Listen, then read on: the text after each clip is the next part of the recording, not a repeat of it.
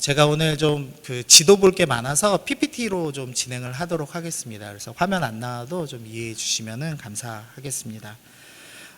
지금 대통령 선거 시즌인데요.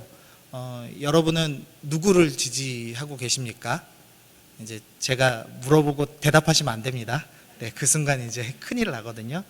저는 개인적으로 이응을 지지하는데, 네, 셋 다 이응이에요. 네. 네. 아마 이제 누구 지지한다 그러면 아마 막 이렇게 갈릴 겁니다. 근데 사실 이제 뭐 대선 뭐 누가 좋냐 안 좋냐 그 얘기를 하려고 하는 건 아니고요.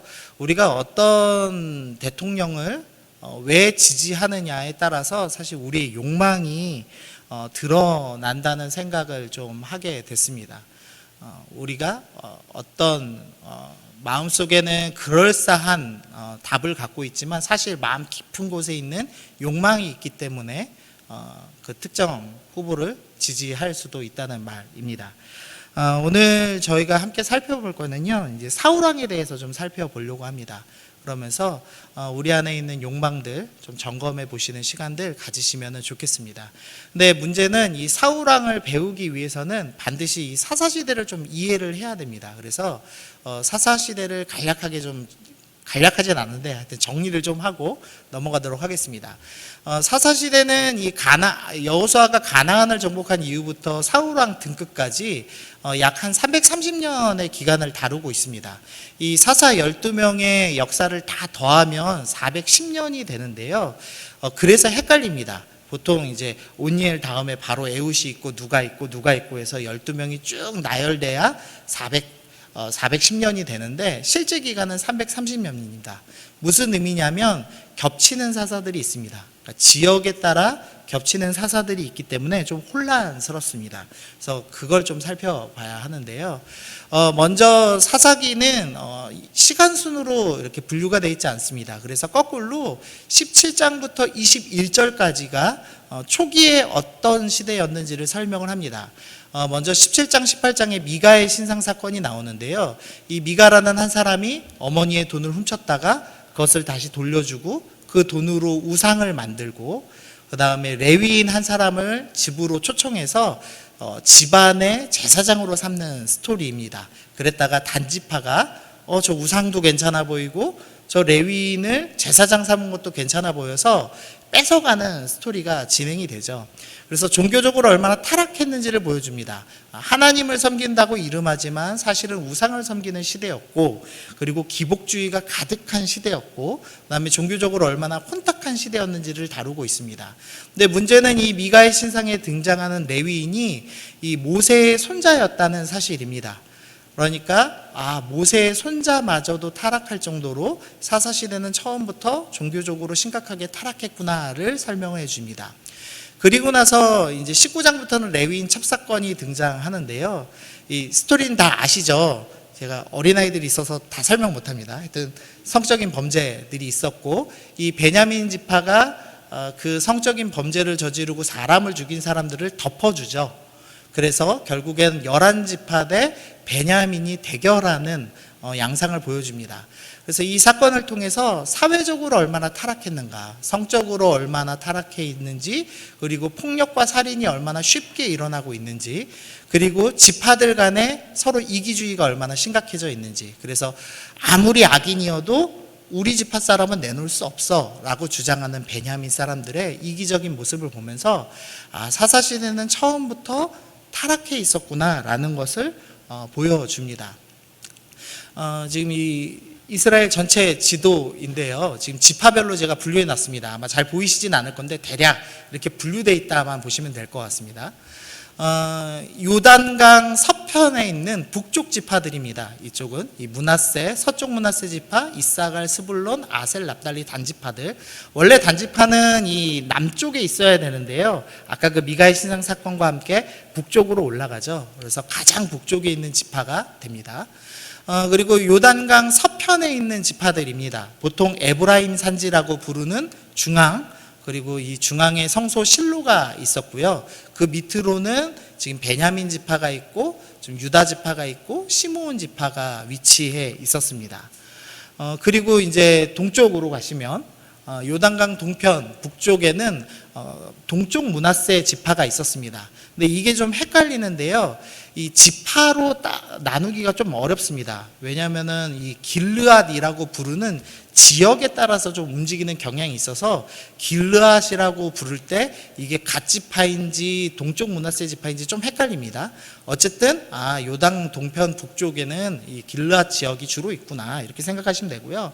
이 요단 동편 남쪽에는 갓 지파와 루벤 지파가 있습니다. 그래서 이 사사기를 보실 때 지역적으로 좀 이렇게 나뉘었다를 좀 알고 보시는 게 조금 더 좋습니다. 그러니까 요단강을 경계로 해서 이 동편이 있고 서편이 있고 그다음에 북쪽과 남쪽에 따라서 조금 지파들이 다르게 움직이고 있다는 사실입니다. 그리고 이제 이방 민족이 있는데요. 이 위쪽에는 암몬이 있고 밑에 쪽에 모압이 있습니다. 그리고 이 바닷가 쪽에 제가 방향치라서 이게 헷갈려서 그럽니다. 이해해 주십시오. 이 바닷가 쪽에는 블레셋의 5개의 도시 가사와 아스글론과 아스돗과 에글롯과 가드가 있습니다. 근데 이 블레셋은요, 이 사사기 후반부에 들어오는 민족입니다. 그래서 초반부에는 블레셋이 없어서 유다 지파가 수월하게 정복을 하죠. 그랬다가 나중에 이제 삼손이 있을 때쯤에 이제 블레셋이 들어오는 것을 볼 수가 있습니다. 어쨌든 이런 식으로 좀 분류가 되어 있습니다.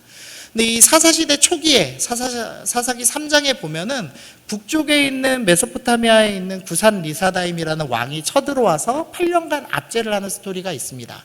근데 유다 지파 가장 남쪽에 있는 사사가 이 메소포타미아 왕과 대결을 해서 승리하고 나라를 지키는 스토리가 있죠. 그러니까 이때만 해도 이 이스라엘이 한 공동체라는 생각을 갖고 있었습니다. 그리고 이 사사들도 너무 당연하게 북쪽에 있는 우리 지파들이 공격당하면 우리가 도와줘야지라는 생각을 갖고 있었습니다.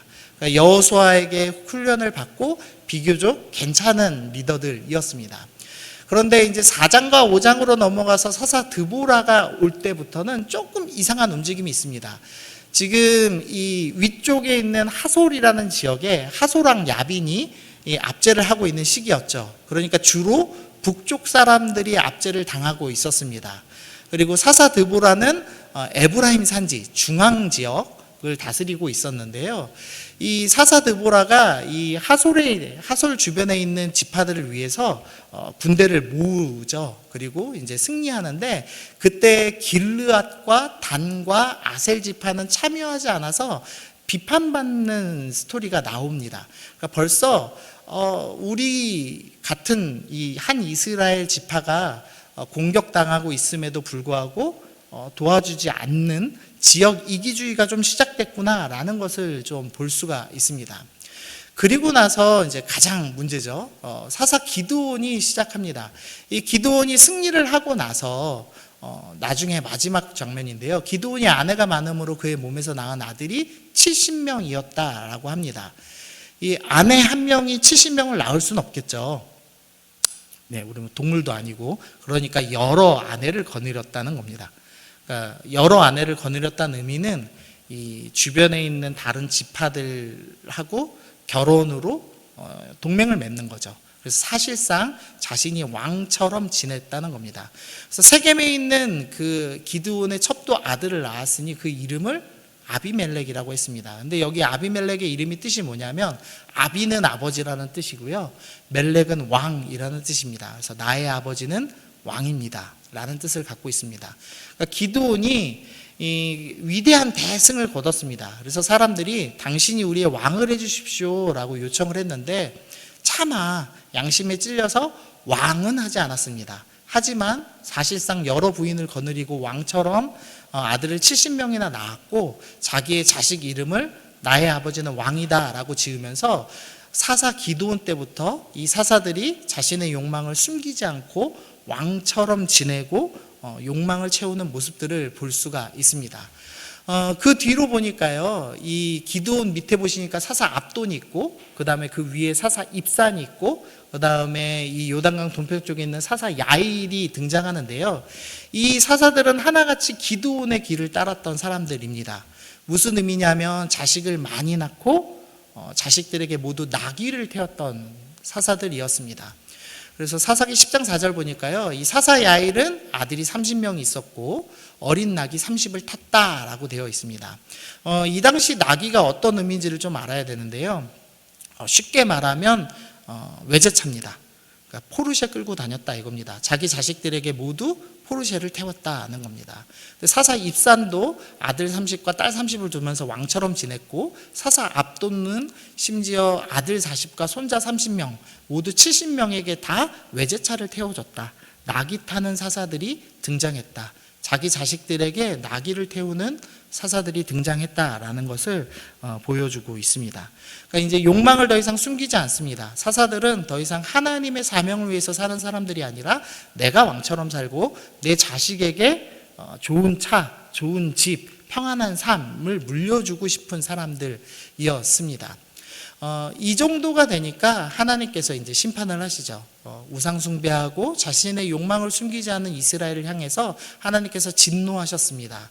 그래서 블레셋 사람들의 손과 암몬 자손의 손에 그들을 파셨다라고 합니다. 그러니까 양쪽 두 지파들이 압제를 가하는 시기가 시작됐습니다. 그래서 암몬은 18년 동안 압제를 하고요, 블레셋은 40년 동안 압제하는 시기가 시작됐습니다. 그래서 그림으로 보시면 이렇습니다. 암몬이 지금 요단강 동편 쪽에서 길르앗 지방 쪽으로 압제를 시작하고 있고요, 블레셋은 이 에브라임 산지와 유다 지파 쪽으로 압제를 가하는, 동시에 압제를 가하는 모습을 볼 수가 있습니다. 근데 제가 위에다가 지금 사사 압돈, 사사 입산, 사사 야일 표시해 놨죠. 무슨 의미냐면 동시대에 일어난 일입니다.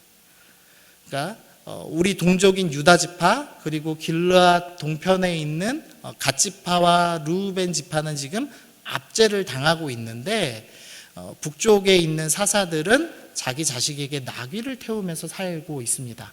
외제차 태우고 떵떵거리면서 살고, 동족의 아픔은 전혀 돌아보지 않는 지역 이기주의가 너무너무나 심해진 상태를 엿볼 수가 있습니다. 그러니까 우리 같은 성도가 어떻게 살던지는 조금도 중요하지 않고, 내가 잘 먹고 잘 살고 내 자식이 잘 먹고 잘 살면 그걸로 충분하다, 이런 생각이 가득해진 정말로 비참한 영적인 상태에 놓여 있는 겁니다.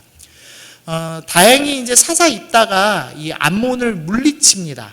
근데 사사 입다는 신앙적인 사람이 아니었기 때문에 거기서 그치지 않았습니다. 자기 자존심을 내세우기 위해서 에브라임 산지 중앙을 보호하고 있던 에브라임 지파와 내전을 시작합니다. 그래서 요단강 동편에서 전쟁을 하죠, 에브라임 지파와.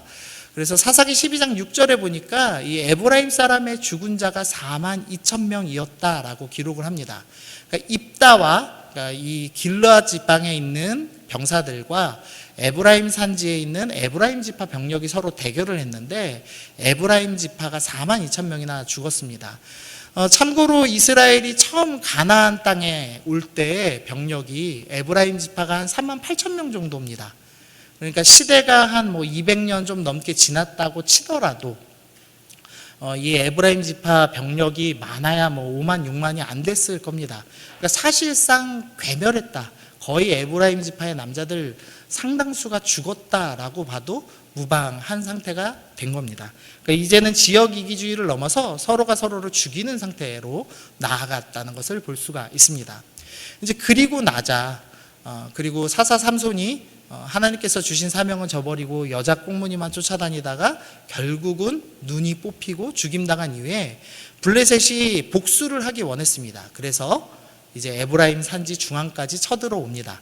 근데 문제는 아까 입다와 내전 때문에 더 이상 에브라임 지파가 이 에브라임 산지를 보호할 수가 없었습니다. 에브라임 산지에는 이 성막이 있는 실로가 있었는데 이 실로를 보호할 방법이 없었습니다.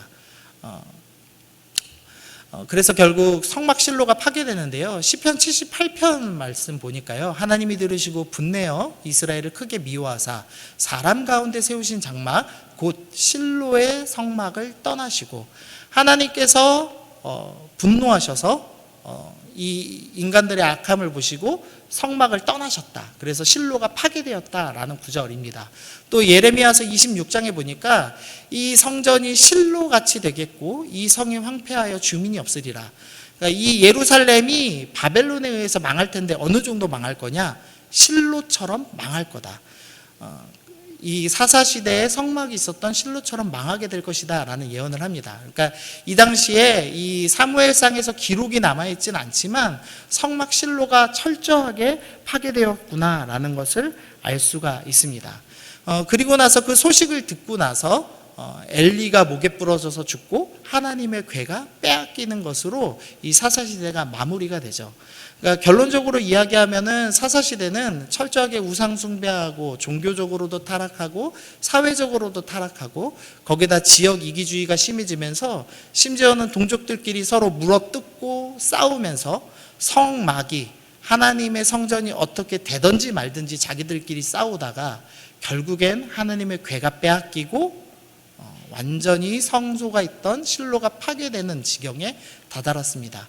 대제사장은 목에 부러져서 죽었고 언약궤는 완전히 빼앗기는 것으로 사사시대가 마무리가 됩니다. 그래서 이렇게 좀 정리해 봤습니다. 제가 종교적 타락이 있었습니다. 그리고 사회적으로 이렇게 타락했습니다.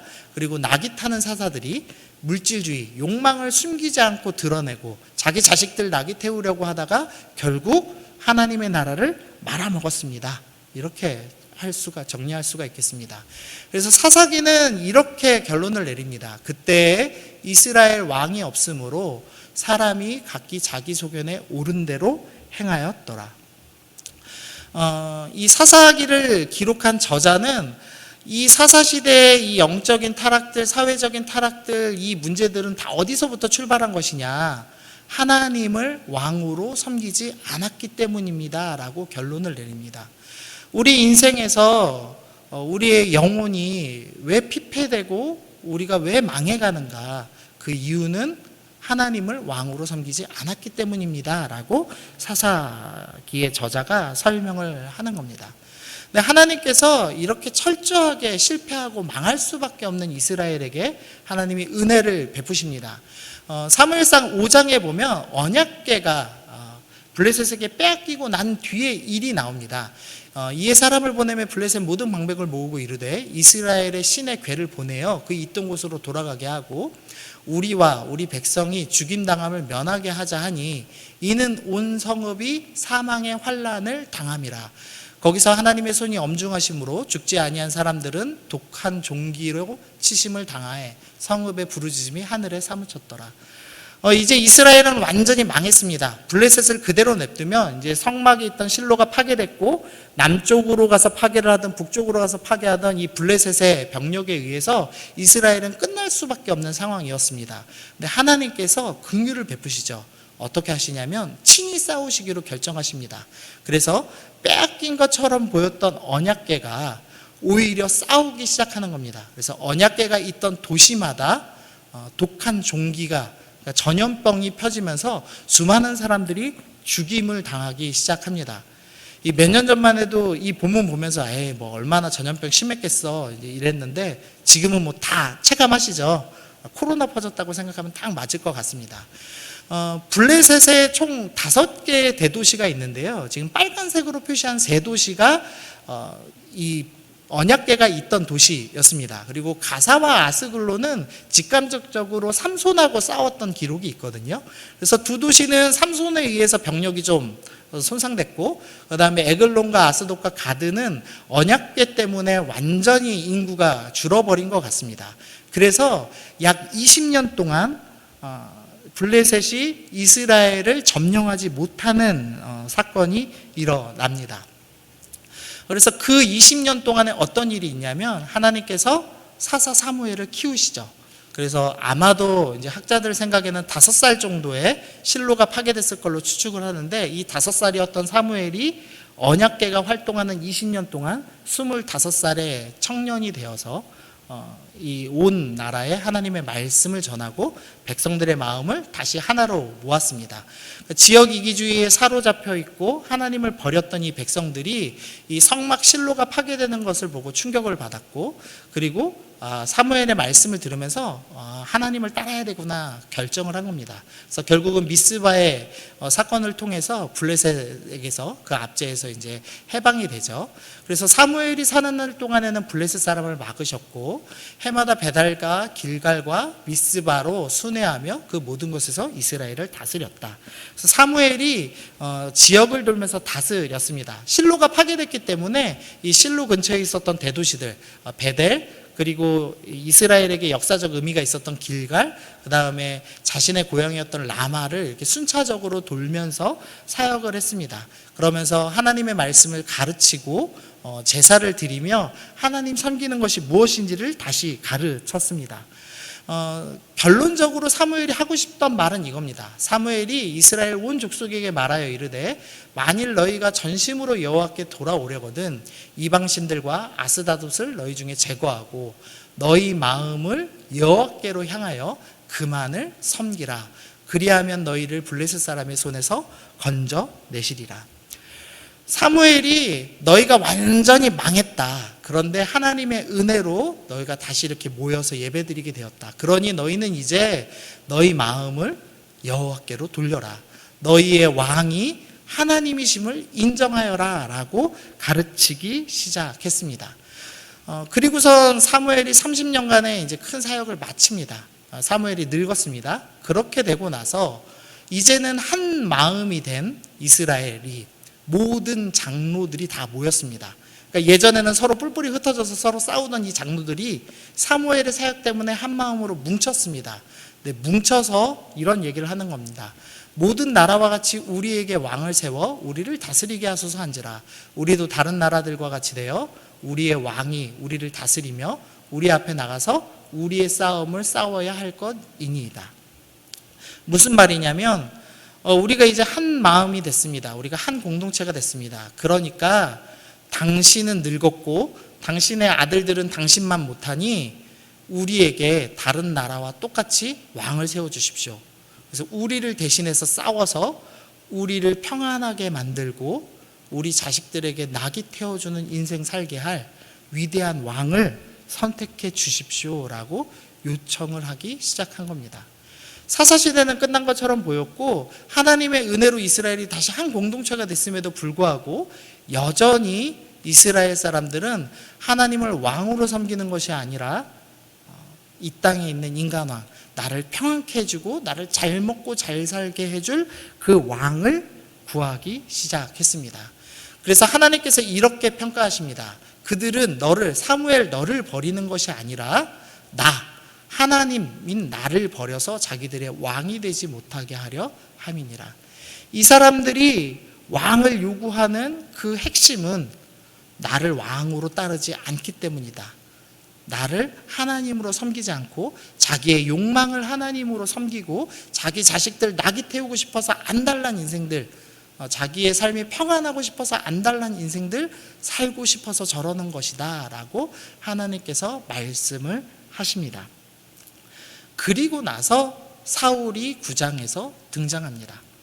그래서 제가 제목을 좀 재밌게 좀 정해봤습니다. 옛다 왕이다 입니다. 하나님께서 그래 니네가 그토록 원하는 왕, 너네가 정말 마음에 합한 그 왕 내가 줘보마 얼마나 행복한지 너희 누려봐라 이겁니다.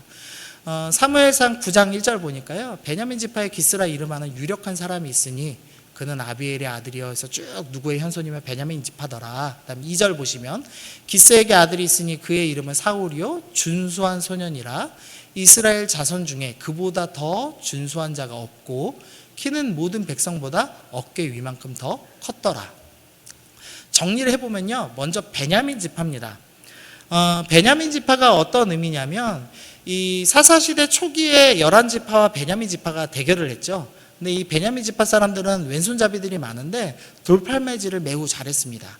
그래서 11지파와 처음 싸울 때 처음에 승리를 할 정도로 베냐민 지파 사람들은 잘 싸웠습니다.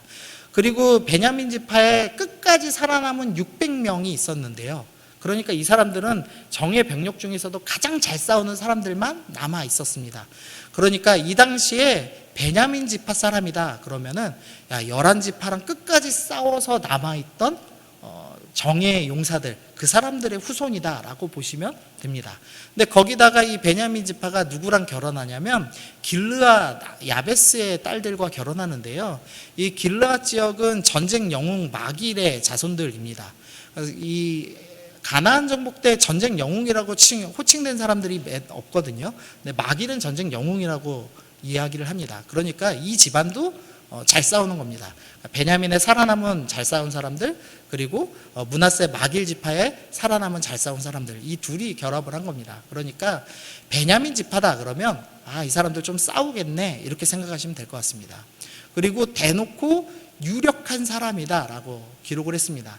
돈이 많습니다 라는 의미이기도 하고 권력 있고 힘 있고 유명한 집안의 사람이다 라고 생각하시면 될 것 같습니다.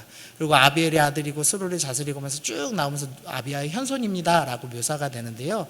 보통 이 조상을 많이 소개하면 소개할수록 그 가문이 괜찮은 가문인 겁니다. 사울이 누구의 이 조상 현손까지 소개할 정도라면 사울의 집안은 정말 유명하고 괜찮은 가문입니다 라고 표현을 하는 거죠. 그리고 준수한 소년입니다. 잘생겼습니다. 누구보다도 잘생겼다라고 묘사를 하죠. 그리고 키는 모든 백성보다 어깨만큼 더 큽니다라고 묘사를 합니다. 그러니까 키가 제일 크고 제일 잘생겼는데 잘 싸우고 돈 많고 집안이 아주 괜찮은 사람입니다. 그래서 제가 이 청년단한테 이거 설교할 때마다 조인성이라고 합니다. 네. 네. 다 바로 느껴지시더라고요. 조인성 같은 사람을 하나님께서 왕으로 세우신 겁니다. 괜찮죠? 그 정도 왕이면 아마 조인성이 대통령 선거 나와도 표 꽤 얻을 겁니다. 예. 인간이 볼 때 가장 괜찮은 사람이죠. 그리고 지금 우리의 가장 욕망, 안전한 삶을 나에게 줄 것만 같은 사람, 그런 왕을 하나님께서 준비해 주신 겁니다. 그리고 나서 하나님께서 최고의 예우를 해주십니다. 먼저는 최고의 선지자인 사무엘이 기름을 부어서 왕으로 세워줬습니다. 확실하게 사인해 주는 겁니다. 얘는 내가 왕으로 세웠다라고 도장 찍는 거죠. 그리고 나서 이스라엘 백성들이 유일하게 사사시대 때 왕으로 세우고 싶었던 사사가 있었습니다. 기드온이었죠. 기드온과 이 사울이 비슷하게 연관됩니다. 기드온은 자신의 집안을 므낫세 중에 지극히 약하고 나는 내 아버지 중에 가장 작은 자입니다 라고 겸손하게 자신을 말했는데, 사울도 기드온과 똑같은 성품을 갖고 있어서 나는 이스라엘 지파 중에 가장 작은 베냐민 지파이고 베냐민 지파 중에서 가장 미약합니다 라고 기드온과 똑같이 고백하는 사람이었습니다. 그리고 기드온도 하나님께 사인을 구하죠. 하나님, 정말 내가 구원자로 활동할 수 있다면 양털은 마르고 주변 땅은 젖게 해주세요. 주변 땅은 마르고 양털이 젖게 해주세요. 2번 사인을 구했죠. 근데 그것처럼 하나님이 내가 너 기드온 선택했듯이 사울 너도 선택했다는 걸 보여주기 위해서 똑같이 사인을 주십니다. 그래서 첫 번째로는 이 사무엘을 떠나서 지나갈 때 2사람을 만나고, 2사람이 네가 그토록 찾아다니던 암나기를 찾았다고 먼저 얘기해 줄 거다라는 예언을 주십니다. 그래서 예언이 이루어진다면 너는 바로 내가 선택한 왕이다 라는 거죠. 2번째로는 너 더 길 가다가 베델에서 올라오는 3사람을 만나고 그 3사람이 너에게 문안하고 떡 2덩이를 준다면 너는 확실히 하나님께서 선택한 왕이다. 그것을 사울에게 다시 확인시켜 줍니다. 그러니까 기드온이 2번 사인 받았고 사울도 2번 사인을 받습니다. 그리고 나서 여호와의 영이 기드온에게도 임하였고 사울에게도 여호와의 영이 임하는 장면이 나옵니다. 아직은 왕이 세워지지 않았던 시대이기 때문에 이 이스라엘 사람들에게는 사사는 어떤 사람이냐, 여호와의 영이 임해서 세워지는 사람이지라는 생각이 있었죠. 그러니까 세상 사람들 다 볼 수 있게 너는 내가 선택해서 세우는 지도자다라는 걸 보여주기 위해서 하나님께서 사울도 여호와의 영을 임하게 하셨습니다. 하나님께서 최고의 예우를 해서 인간들이 원하는 왕을 뽑았습니다. 그래서 사람들이 이제 환호하고 기뻐하고 좋아하죠. 그런데 오늘 우리가 9장만 읽었지만 9장과 10장에서 그렇지만 사울은 분명히 문제가 있었다라는 것을 보여줍니다. 먼저 9장 3절에 보면은 사울의 아버지 기스가 암나기들을 잃어버리고 사울이 그것을 찾는 장면이 나옵니다. 사사기에서는 분명히 나귀라는 것이 부정적으로 묘사되고 있죠. 자기 자식들에게 나귀 태우는 사사들이 이기적으로 나라를 망가뜨렸다라는 것을 보여줬습니다. 그런데 이 사울은 나귀를 쫓아다니는 인생, 잃어버린 나귀 찾아다니는 사람이다. 그것을 사울왕의 첫 등장 장면으로 묘사하고 있습니다. 사울이라는 사람은 겉보기에는 괜찮고 왕이 될 만한 자격을 완벽히 갖고 있지만 너희가 원하는 너희와 똑같은 나귀를 쫓는 인생이다라는 것을 본문이 드러내고 있는 겁니다. 두 번째로는 그가 대답하되 보소서 이 성읍에 하나님의 사람이 있는데 존경을 받는 사람이라. 지금 사울과 함께 쫓아다니던 이 사울의 종이 이 성읍에는 하나님의 사람이 있으니 하나님의 사람인 사무엘에게 우리가 잃어버린 나귀가 어디 있는지 물어봅시다 라고 이야기하는 장면입니다. 근데 여기서 반응이 이상한 게요, 사울이 이 하나님의 사람이 누군지 전혀 모르는 모습을 보여줍니다. 이 하나님의 사람 사무엘은 지금 5살 때부터 선지자로 이름을 날렸고 지금 학자들마다 좀 추산은 다르지만 한 55세 정도 됐다고 보거든요. 한 40년 이상을 이스라엘에서 사역을 하면서 하나님의 말씀을 전하고 실로가 파괴됐음에도 불구하고 제단을 쌓고 하나님을 다시 예배드리게 한 가장 유명한 사람이었습니다. 그리고 사울의 고향과 아주 가까운 곳에서 사역을 했던 사람이었습니다. 그런데 사울이 하나님의 사람인 사무엘을 모릅니다. 무슨 의미냐면 사울은 하나님께 조금도 관심이 없는 사람이었다라는 것을 보여주고 있는 겁니다. 세 번째로는 그가 내 백성을 블레셋 사람의 손에서 구원하리라. 사무엘을 통해서 하나님께서 사울 네가 무엇을 해야 되는지 내가 설명해 주마. 너의 사명은 뭐냐면 블레셋 사람의 손에서 이 이스라엘을 구원하는 것이다. 여전히 이 블레셋 사람의 압제, 블레셋 사람들의 병력이 남아 있었기 때문에 네가 블레셋 사람의 손에서 이스라엘을 지켜라 라고 명령을 하셨습니다. 그런데 그리고 나서 사무엘상 10장에 보니까요, 내가 하나님 산에 이르리니, 여기 하나님 산 번역이 좀 이상합니다. 원래는 이 사무엘의 고향인 기브아 땅에 있는 하나님의 산을 의미합니다. 그래서 너 고향에 있는 어떤 산에 갈 건데 거기가 하나님의 산, 즉 하나님을 섬기는 산당이 있는 산이고, 근데 그곳에는 뭐가 있냐? 블레셋 사람의 영문이 있었다라고 표현합니다. 영문이 뭔지 학자들마다 약간 의견은 다르지만 보통은 이제 기념비가 있었다라고 생각을 합니다. 그러니까 블레셋 사람들이 우리가 이스라엘 물리치고 언약궤 빼앗고 이 땅까지 빼앗았다라고 해서 기념비를 크게 세워 놓은 겁니다. 그러니까 이스라엘 사람 입장에서는 우리 고향에 일본인들이 우리가 조선인들 다 죽였다 이런 식으로 비석 세운 게 남아 있는 겁니다. 그러면 자신의 사명이 블레셋에게서 이스라엘을 지키는 것을 깨달았다면 이 사울이 처음 해야 될 일은 뭐냐면 블레셋 사람의 영문부터 부시고 그 다음에 백성들을 모으고 나는 하나님께 기름 부음 받았고 나는 하나님께 블레셋 사람의 손에서 너희를 지키라고 명령받았으니 우리 믿음으로 싸우자라고 이야기해야 됩니다. 그런데 사울은 이 사명을 알면서도 움직이지를 않습니다.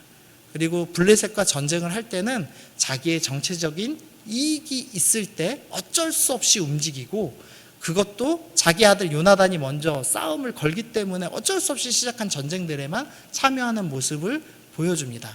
그러니까 즉 사울은 하나님께서 주신 사명을 생각하지 않는 왕으로 묘사가 되고 있습니다. 좀 길고 좀 장황하게 설명드렸는데요, 정리를 하면 사사시대는 종교적으로도 타락했고 사회적으로도 타락했고 자신의 욕망을 숨기지 않고 낙이 타는 시대였습니다. 그런데 하나님께서 언약궤를 통해서 블레셋을 막으시고, 그리고 사무엘을 통해서 나라를 다시 하나로 모으셨는데도 불구하고 이스라엘 사람들은 여전히 욕망을 버리지 않고 우리에게 왕을 주십시오라고 다시 요청하는 모습을 보여주고 있는 겁니다. 그러자 하나님께서는 그래, 너네가 원하는 왕 내가 줄게. 너네가 생각하는 가장 완벽한 왕을 주마. 키도 크고 잘생기고 싸움도 잘하고 돈도 많고 집안도 그럴싸한 사람으로 내가 주마 라고 하면서 사울왕을 던져주시는 겁니다.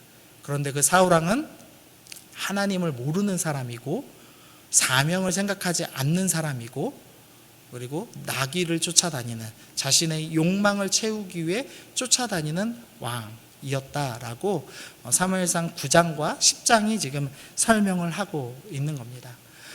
우리가 하나님을 믿는다고 하면서도 사실은 나귀 타는 인생 살고 싶은 사람들이 너무나 많습니다.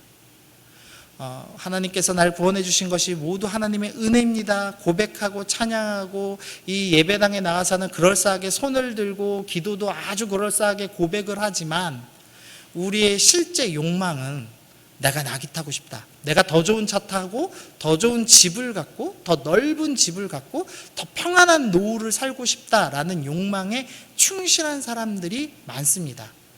하나님께서는 그런 사람들에게 네가 원하는 왕을 주마, 네가 다시 사사시대로 돌아가고 싶어하니 내가 다시 사사시대를 경험시켜 주마라고 하면서 사울왕을 허락해 주시는 겁니다. 그래서 이 사사시대와 이 왕정시대 중간에 아주 재밌는 현상이 있는데, 사무엘이라는 늙은 선지자는 이미 사사시대를 극복하고 하나님을 왕으로 섬기며 하나님의 왕인 다음 시대를 살아갑니다. 그리고 다윗이라는 볼품없는 목동, 낮에는 덥고 밤에는 추운 데서 자야 하는 이 목동, 이 어린 다윗은 하나님을 왕으로 섬김으로 왕으로 기름 부음 받고 다음 시대, 사사시대를 지나 다음 시대를 살아가고 있죠. 그런데 가장 잘생기고 가장 힘이 있고 가장 유력한 사울과 그 장로들은 자기 스스로 하나님을 버리고 우리에게 왕을 주셔서 고백하고 다시 나귀 타고 싶어서 사사시대로 돌아가는 이상한 모습을 보여주고 있는 겁니다. 그래서 한 같은 공간 안에 어떤 사람은 사사시대를 살고 있고 어떤 사람은 하나님께서 허락하시는 왕정시대, 새로운 왕인 다윗이 올, 메시아가 올 그 시대를 바라보며 살고 있는, 그것이 혼재되어 있는 이상한 시대가 오늘 본문에 나온 시대입니다. 여러분은 어떤 시대를 살아가고 계십니까? 여러분은 지금 어떤 왕을 원하고 계십니까? 성경은 분명히 얘기하는데 욕망과 하나님은 양립할 수 없다고 가르칩니다. 하나님과 재물은 겸하여 섬길 수 없다고 가르치십니다. 그래서 너희가 사울을 왕으로 세우든지 아니면 나를 왕으로 세우든지 선택할 수밖에 없다라고 분명히 우리 가운데 가르쳐 주십니다. 그래서 우리가 이 본문을 듣고 꼭 해야 될 일이 있다면, 주님, 내가 정말로 하나님을 왕으로 섬기고 있습니까? 내가 내 욕망 때문에 예수님 믿고 내가 우리 가정 평안하고 내가 잘 먹고 잘 살고 내 자식이 좋은 차에 좋은 집에 교육 잘 받고 잘 사는 거 꿈꾸는 마음으로 예수를 믿고 있는 것인지, 아니면 정말로 그냥 하나님을 사랑하여서 내가 예수를 믿고 있는 것인지 우리는 분별해야 되고, 만약에 우리가 낙이 타고 싶어서 이 자리에 앉아 있다면 우리의 마음을, 우리의 욕망을 하나님께 내어놓고, 하나님, 내가 사사시대의 백성들처럼 또 죄를 반복하고 또 하나님을 버리고 내 욕망을 섬기고 있습니다. 주님, 나를 용서하여 주십시오. 내가 욕망 버리고 하나님을 왕으로 섬기는 사람으로 살게 하여 주십시오. 우리가 회개하고 고백하며 살아가야 되겠습니다.